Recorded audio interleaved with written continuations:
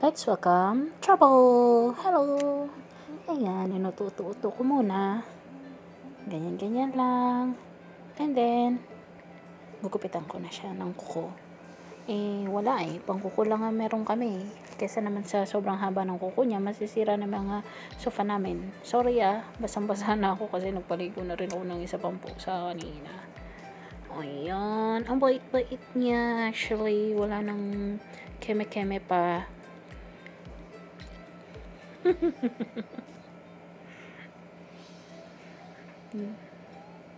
Cute no? Galing naman yan si Trouble, not making trouble. Kinukuhan ko siya kasi papaliguan ko na siya.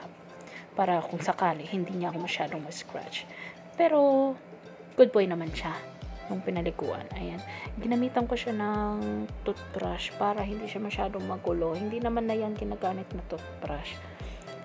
Kasi, ang sabi kasi, feeling ng mga kittens na kapag binabrushan mo ng toothbrush, parang mother nila yung nag-groom sa kanila. Ayan, para tahimik siya. Si Mark yan. Si Trouble, tahimik lang. Kailangan ko na ng tulong dito kasi hindi ko maayos-ayos yung paglilinis ng mga paw niya. Ayan, nagpatulong na ako. Sige lang, bilisan mo Marites. Bilis, ayan na yung chismis.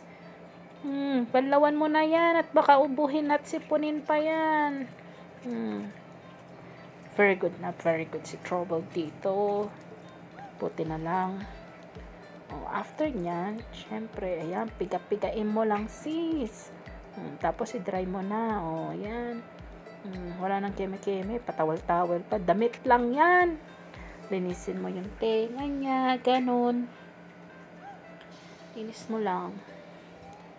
Para hindi nila masyadong kinakamot yung tenga nila. Tapos na tatanggal yung balahibo doon sa likod ng tenga at nagsusugat. Kawawa naman. Actually, sabi nila, hindi naman talaga masyadong kailangan ng pusang maligo. Kaya matagal na bago pa siya nakaligo ulit. Pinaliguan ko para masanay siya na nakakaligo. Para pagka nandun na siya sa bagong bahay niya na mas maalagaan siya, sanay siyang maligo para hindi siya masyadong madumi. Yan, punas-punas lang. Ginamitan ko din yan ng hair blower. Okay naman. Tapos, tinuyo ko lang ng konti and then, pinawalan na kasi aayusin naman yung sarili niya. Ayan na guys. Cutie Trouble. Love you baby Trouble. お前はもう死んでいる。何？